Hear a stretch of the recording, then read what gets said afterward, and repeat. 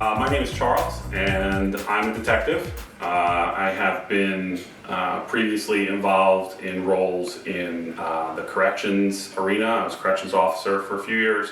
I worked in the court system for a few years. Also did many years as a volunteer in fire service and in EMS. So I have navigated my way around quite a bit in the emergency services kind of first responder realm. So I kind of have a wealth of experiences and you know, things that I've gathered along the way from all those different avenues.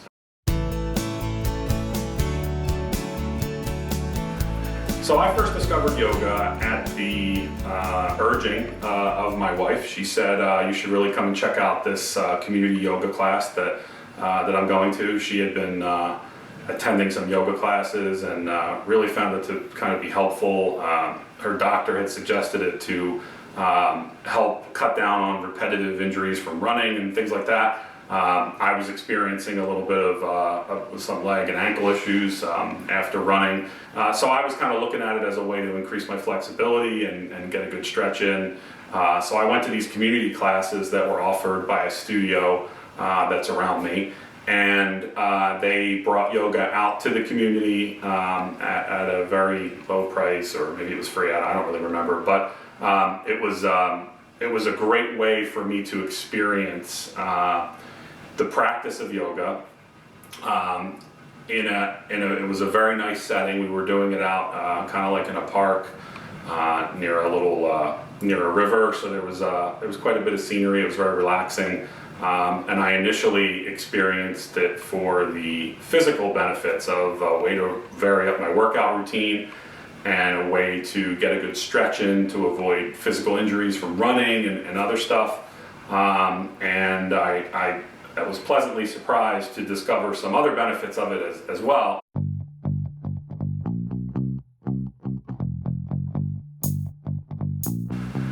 Well, I did have some, if I'm being honest, I did have some preconceived ideas about yoga and what the practice of yoga would be like before I took my first class. I'll share those with you. I thought there would be a lot of very, very fit people twisting themselves into shapes and pretzels, and there would be people in white robes and a lot of chanting going on and people like levitating off the ground, and I was just being sarcastic on that. But no, I felt like there would be a very intimidating culture when I went to these yoga classes. And quite frankly, I wasn't really sure it was for me, but I figured I'll give it a shot and I'll check it out. I wanted to see what it was all about. But I was a little intimidated, quite frankly, because I didn't really know what I was doing. I didn't know a lot about yoga at all, really. And what I knew about it was pretty much incorrect after I experienced my first couple yoga classes. So yeah, I definitely had some ideas about, or what I thought it was in my head before I went to my first class.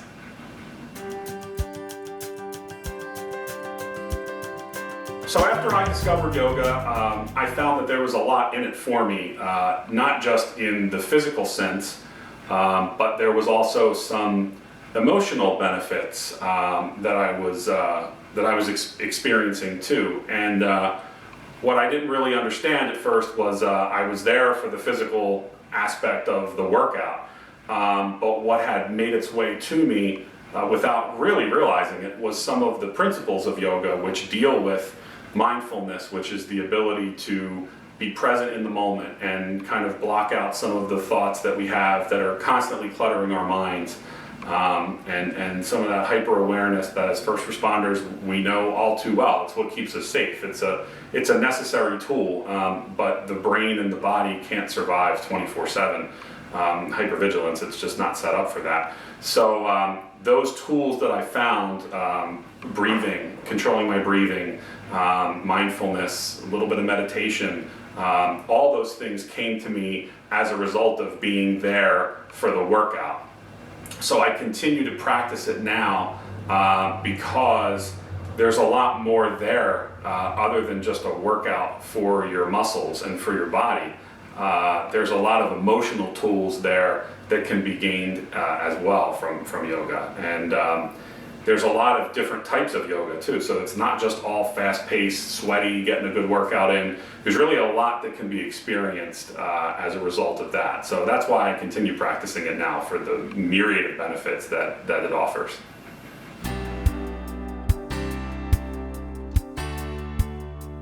Absolutely, I think yoga is beneficial for first responders. And I just spoke briefly about the sense of hypervigilance that we have, and how that can wear us down after a while, make us more susceptible to disease, to sickness. And I think that first responders especially, we need to manage some of the trauma that we see on an everyday basis, regardless of what aspect of being a first responder you are. Fire, EMS, police, doctors and nurses, people that work in hospitals. The list goes on and on. We're currently dealing with the coronavirus situation, and that's brought a lot of attention to the type of trauma that people in hospitals, that people that are coming in the ambulance to come pick you up when you're sick, things that the average person may not realize. That's an everyday occurrence for the first responder. So I think that those benefits are huge when you talk about the ability to let your brain power down and practicing the ability to control your breath. So when you get into a stressful situation, you're able to respond to it.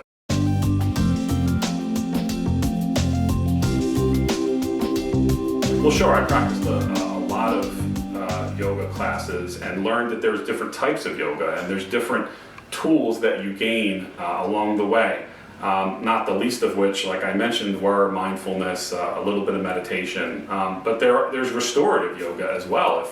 If a very active class is not what you need that day, or you're rehabbing an injury, there's slow classes. There's classes that are mostly seated, that really get into hip stretches and back stretches, and these are things that people seated in a patrol car all day could have back problems. People standing on their feet all day in an emergency room could be having the leg or back problems from being up all day on their feet. So there's certainly there's tools that can be taken away above and beyond just the physical workout itself. And then of course there's also the tools of mindfulness, meditation, clearing your head, really controlling your breathing. Special forces operators, SWAT team members, they know the value of controlling your breathing when you're trying to place a sniper shot, or, so those type of things, there's real science behind it. And so it's not just for people that are engaged in those type of activities.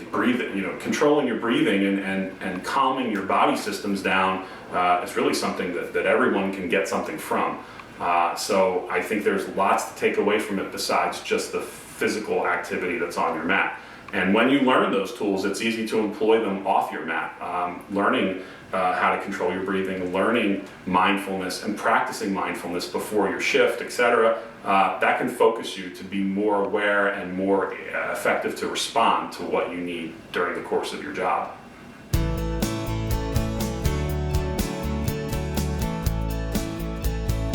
Tell anyone, first responders or otherwise, that there's definitely benefits to practicing yoga, and I would try it out. I would give it a shot. There's a lot of great tools that are free. There's a lot of tools. That's why I think it's so important that groups like the Courageous Warrior Coalition are putting forth materials, videos, tips, techniques that can be employed. That aren't going to cost you anything. Especially we're dealing with the coronavirus outbreak right now, and there's most studios have gone to a virtual model. You could take a yoga class right from the comfort and safety of your own home. So a lot of the barriers to things because of technology are starting to go away. And if time is a factor, because I know when a lot of people are working doubles and stuff like that, if time is a factor, there are meditations and things that are as short as 5 minutes. So surely we can carve out 5 minutes out of the day to really work on the mind and give yourself some much needed rest and relaxation in that respect. So I would say check it out. There's something for everybody, truly. And I've had a lot of opportunities to talk to people in various branches of various first responders. And the people that I talk to about yoga, I'm constantly pleasantly surprised that so many of them have tried it, that like it. Maybe not everyone practices it, 5 times a week, but there's something in there, and they say, yeah, I really liked it. I try to do it when I can. I try to do a little meditation here and there. So definitely check it out. And I'm not a yoga expert. I'm just someone that does it, and so therefore I'm kind of in very little bit into that world. But there's certainly people that are way more knowledgeable than me about yoga. But there's a lot of avenues that you can look into this kind of stuff, and that's why I think it's great that groups like the Courageous Warrior Coalition are trying to help bring a lot of those tools out and be very visible to the first responders now.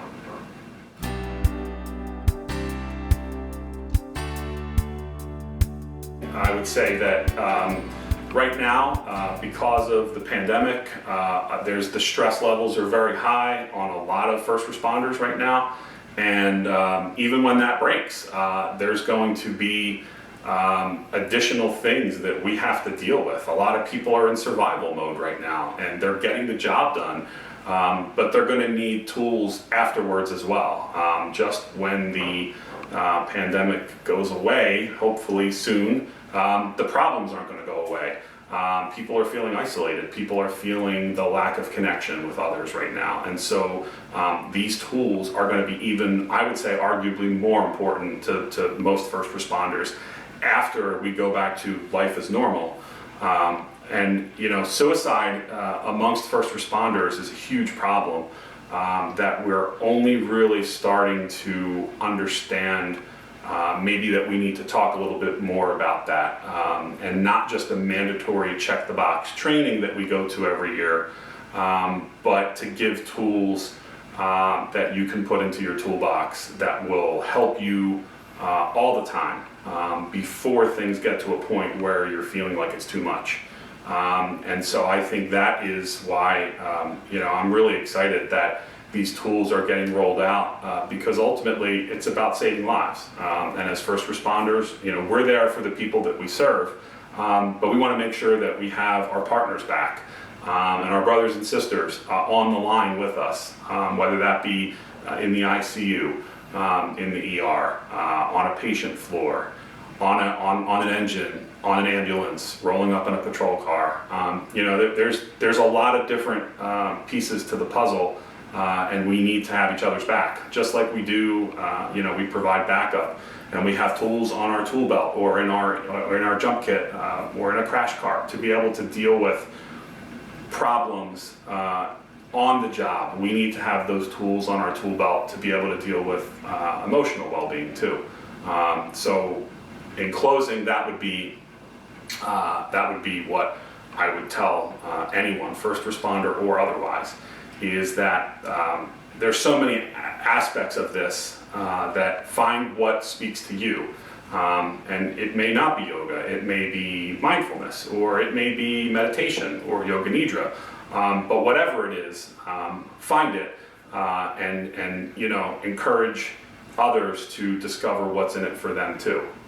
Because the need to be there for each other is great right now.